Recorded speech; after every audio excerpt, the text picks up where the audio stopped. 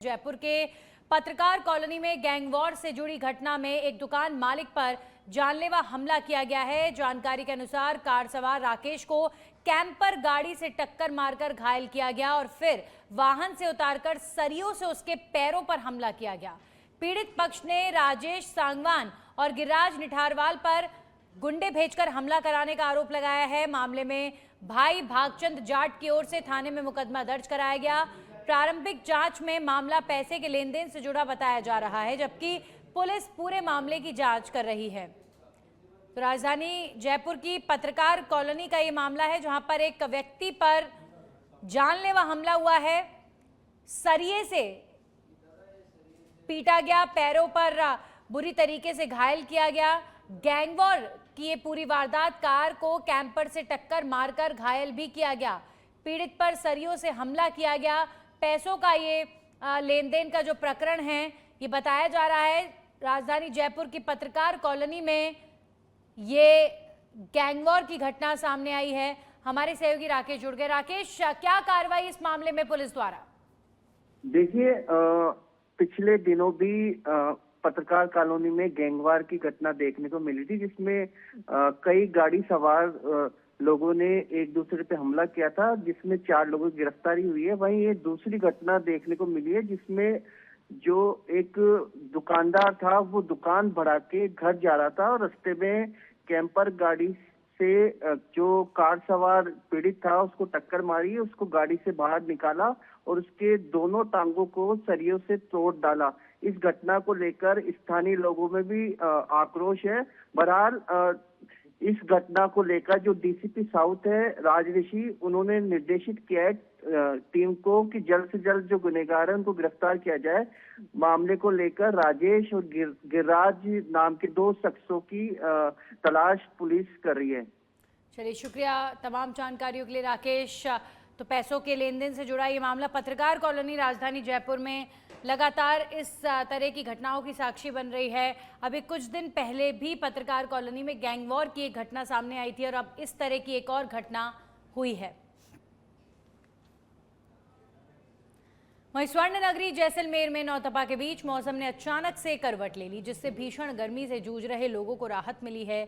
शनिवार सुबह से तेज धूल भरी हवाएं चलने लगी, जिसके कारण तापमान में गिरावट दर्ज की गई। पिछले दिनों जहां तापमान 46 डिग्री सेल्सियस के करीब पहुंच गया था और लू और गर्म हवाओं ने जनजीवन प्रभावित कर रखा था, वहीं अचानक बदले मौसम से वातावरण में हल्की ठंडक महसूस हुई है।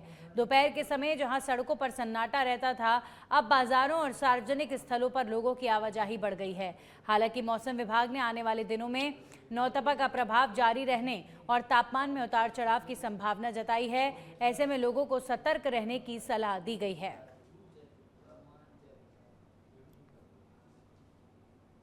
बांसवाड़ा जिले के आवापुरा थाना क्षेत्र के बतलिया गांव में एक दर्दनाक हादसे में 4 वर्षीय मासूम बच्ची गंभीर रूप से झुलस गई। जानकारी के अनुसार रोनिका, जो अपने घर के पास खेल रही थी, खेलते खेलते गर्म पानी के बर्तन के पास पहुंच गई और उसमें हाथ डाल दिया, जिससे वो बुरी तरह झुलस गई। चीख पुकार सुनकर परिजन मौके पर पहुंचे और तत्काल उसे बांसवाड़ा के महात्मा गांधी जिला अस्पताल ले जाया गया, जहां प्राथमिक उपचार के बाद उसे बर्न वार्ड में भर्ती किया गया।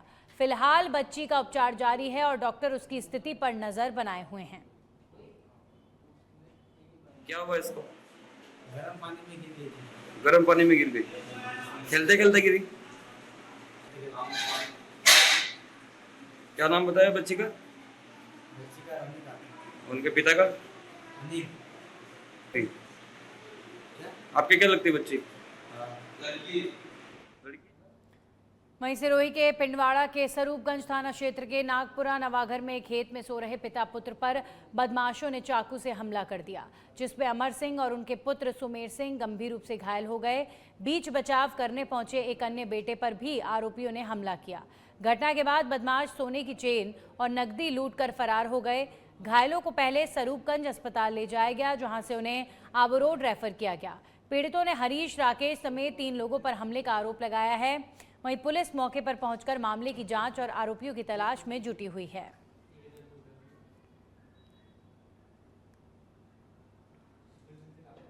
दौसा जिले में नशे के खिलाफ चलाए जा रहे अभियान के तहत केंद्रीय नारकोटिक्स ब्यूरो सीबीएन जयपुर की टीम ने बड़ी कार्रवाई करते हुए 9,600 ट्रामाडोल कैप्सूल बरामद किए हैं। इंस्पेक्टर रंजेश शुक्ला के नेतृत्व में टीम ने राष्ट्रीय राजमार्ग 148 पर मालकवास के पास नाकेबंदी के दौरान दौसा से जयपुर जा रही एक बोलेरो वाहन को रोककर तलाशी ली, जिसमें भारी मात्रा में प्रतिबंधित कैप्सूल मिले हैं।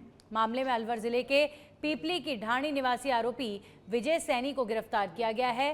पूछताछ में ड्रग्स सप्लाई से जुड़े अहम खुलासे होने की संभावना है। आरोपी के खिलाफ एनडीपीएस एक्ट में मामला दर्ज कर उसे न्यायिक हिरासत में भेज दिया गया है। एक इंफॉर्मेशन मिली केंद्रीय नारकोटिक्स ब्यूरो को कि NH 148 साफरा रोड से एक व्यक्ति टर्माडोल कैप्सूल अवैध रूप से व्यापार कर रहा है और वो लेके जा रहा है, जिनको वितरण करना था, जनता में बेचना था।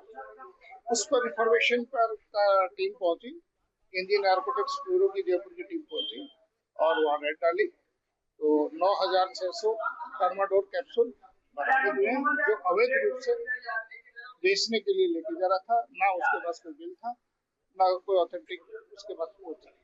इस बार ये लोग ऐसे लोग जो समाज में विघटन की और समाज को बढ़ावा देते हैं और इन्होंने एक तरह से ये राष्ट्रीय धरोहर का काम किया है, क्योंकि इससे सोशल सारा समाज ही अस्त व्यस्त और ग्रस्त होने की कगार है।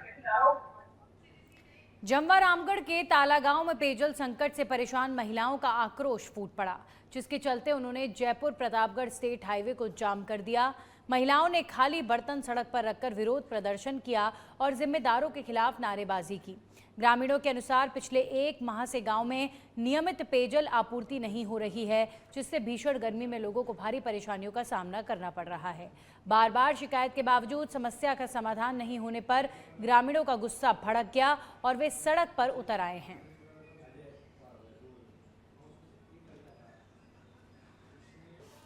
भरतपुर के बयाना के गड़ी बाजना थाना क्षेत्र के रामपुरा गांव में भीषण गर्मी के बीच पेयजल संकट गहरा गया है, जिससे ग्रामीणों में आक्रोश और चिंता बढ़ गई है। पानी की किल्लत से परेशान ग्रामीणों ने श्रमदान कर एक पुराने कुएं की सफाई और कटाई कर पानी की व्यवस्था करने का प्रयास किया, लेकिन पर्याप्त जल उपलब्ध नहीं हो सका। इसके चलते महिलाओं, बुजुर्गों और बच्चों को दूर दराज से पानी लाना पड़ रहा है। ग्रामीणों ने चेतावनी दी है कि यदि जल्द स्थायी पेयजल व्यवस्था नहीं की गई तो उन्हें पलायन के लिए मजबूर होना पड़ेगा। उन्होंने प्रशासन से टैंकरों के जरिए तत्काल राहत और दीर्घकालिक समाधान की मांग की है।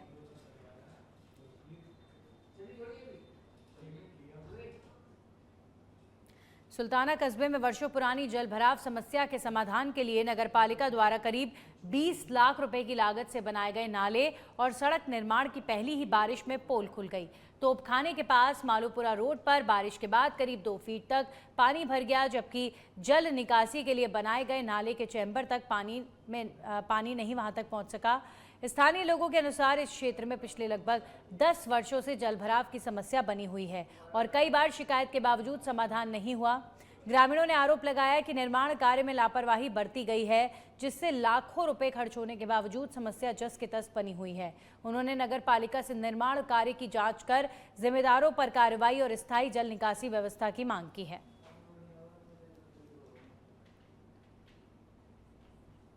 ये भी 10 दिन पहले ही वर्क हुआ इसके अंदर, और इसके लिए ही वर्क हुआ पानी निकालने के लिए, लेकिन ये पानी अभी चैम्बर तक नहीं पहुंचा। अब आप देख सकते हो पीछे, ये भी देखो, इन घर का पानी कैसे निकलेगा, इस घर का पानी कैसे निकलेगा, और जो जहाँ पे जिसके लिए वर्क हुआ था वो पानी भी वहीं है, चैम्बर है, उस चैम्बर तक पानी नहीं पहुंचा। और यहाँ जहाँ नाले की ज़रूरत थी वहाँ इन्होंने नाला बनाया नहीं, न ही इन्होंने चैम्बर बनाया है। अभी लेटेस्ट काम है ये तो, बारिश का सीजन अभी आया ही नहीं है, बारिश के सीजन में क्या हालात होंगे यहाँ के। सुल्ताना ग्राम में तोपखाना के पास मालूपुरा जाने वाले मेन रास्ते पे जो पानी की समस्या बनी हुई थी, नगर पालिका द्वारा भी, राजस्थान सरकार द्वारा भी ये नाला डाल करके इस पानी को निकालने की कोशिश की गई, लेकिन जो सड़क बनाई गई थी और जो नाला बनाया गया था वो समस्या वैसी की वैसी है। एक छोटी सी बरसात होने के कारण से भी अगर इसमें एक बूंद भी नाले में पानी नहीं गया, मेन बरसात होगी, जब सीजन चलेगा, वर्षा ऋतु आएगी, तो इसकी क्या मतलब जो है पानी की क्या बड़ी समस्या हो जाएगी। इसका कोई अभी तक समाधान नहीं हुआ है। सरकार ने जो पैसा लगाया है वो बेकार गया, एक पैसा भी यूजफुल नहीं। वहीं झुंझुनू के ढूंढलोद नगरपालिका क्षेत्र की तेतली जोहड़ी में चल रहे मनरेगा कार्यों के निरीक्षण के दौरान कई अनियमितताएं सामने आई हैं। नवलगढ़ एसडीएम के निर्देश पर मुकुंदगढ़ नगर पालिका के अधिशासी अधिकारी रविंद्र धनखड़ ने मौके पर पहुंचकर जांच की, जिसमें रिकॉर्ड में दर्ज 41 श्रमिकों के मुकाबले केवल 16 श्रमिक मौजूद मिले। निरीक्षण के दौरान तालाब खुदाई स्थल पर जेसीबी मशीन के निशान भी पाए गए, जिससे मशीन से कार्य कराए जाने की आशंका जताई गई। वहीं पौधारोपण क्षेत्र में दुर्लभ कैर के पेड़ कटे पाए गए, जिस पर मेट ने सफाई के दौरान नुकसान होने की बात कही। अधिकारियों ने मामले की जांच रिपोर्ट तैयार कर उच्च अधिकारियों को भेजने और अनियमितता मिलने पर कार्रवाई की बात कही है। खबरों में आगे बढ़ेंगे। चुरू से एक खबर है, जहां पर जिले के तारानगर क्षेत्र में शनिवार को मौसम ने अचानक से करवट ली और तेज काली पीली धूल भरी आंधी के कारण दिन में ही अंधेरा छा गया। कुछ ही मिनटों में पूरे क्षेत्र में धूल का घना गुबार फैल गया, जिससे दृश्यता काफी कम हो गई और वाहन चालकों को लाइटें जलाकर सफर करना पड़ा। तेज हवाओं के कारण कई स्थानों पर बिजली के पोल, पेड़ और टीन शेड गिरने की सूचना है, जिससे जनजीवन प्रभावित हुआ। इस दौरान लोगों ने सुरक्षित स्थानों पर शरण ली और कई वीडियो सोशल मीडिया पर वायरल हुए। आंधी के बाद मौसम सुहाना तो हुआ, तापमान में गिरावट दर्ज होने से लोगों को भीषण गर्मी से राहत मिली। हालांकि कुछ क्षेत्रों में बिजली व्यवस्था प्रभावित हो गई है। तो चूरू के तारानगर में ये धूल भरी आंधी का गुबार आप जो देख रहे हैं, ये तस्वीरें आम तस्वीरें नहीं हैं, ये कोई आम आंधी नहीं है। बहुत तेज रफ्तार से जो धूल का गुबार है वो आगे आया और पूरे शहर में अंधेरा सा छा गया था। इस तरीके की सिचुएशन बन गई कि लोगों को अपने वाहनों की लाइटें जलाकर शहर की सड़कों पर सफर करना पड़ा।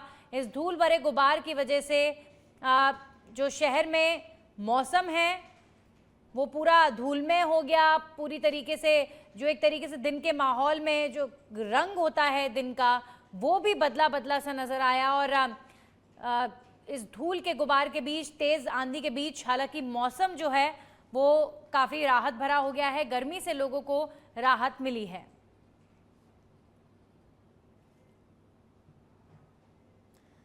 नवलगढ़ कस्बे में बेसहारा सांडों का आतंक लगातार बढ़ता जा रहा है, जिससे आए दिन लोग घायल हो रहे हैं। ताजा मामला गणेशपुरा क्षेत्र का है, जहां पर रमाकांत नामक व्यक्ति पर एक सांड ने अचानक हमला कर दिया और सींग मारकर उछाल दिया, जिससे व्यक्ति के हाथ, पीठ और पेट में चोटें आई हैं।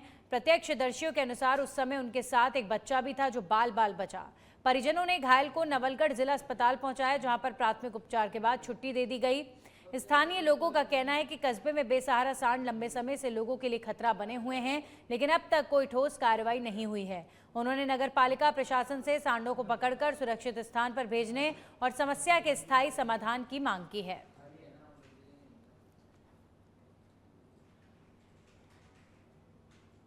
राजस्थान विश्वविद्यालय में शैक्षणिक उपलब्धियों और विकास दावों के बीच कई विभागों में कर्मचारियों को बुनियादी सुविधाओं की कमी का सामना करना पड़ रहा है।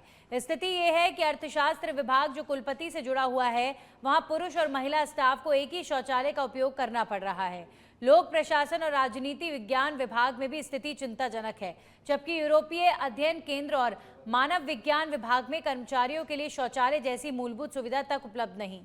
बताया जा रहा है कि इस संबंध में पहले भी मानवाधिकार आयोग में शिकायत की जा चुकी है, लेकिन विश्वविद्यालय प्रशासन की ओर से अब तक ठोस सुधार नहीं किए गए। करोड़ों रुपए के विकास कार्यों के बावजूद बुनियादी सुविधाओं की कमी को लेकर प्रशासन की प्राथमिकताओं पर सवाल उठ रहे हैं। हमारे सहयोगी कुणाल जुड़ गए इस खबर पर। कुणाल, एक तरफ बड़े बड़े इंफ्रास्ट्रक्चर्स डेवलपमेंट की बात होती है, लेकिन ये शर्मनाक है कि सरकारी कर्मचारियों के लिए, अधिकारियों के लिए शौचालय की सुविधा तक नहीं है कई विभागों में। और सबसे बड़ी बात, कई ऐसे भी विभाग हैं जहां महिला पुरुष एक ही शौचालय में जा रहे हैं।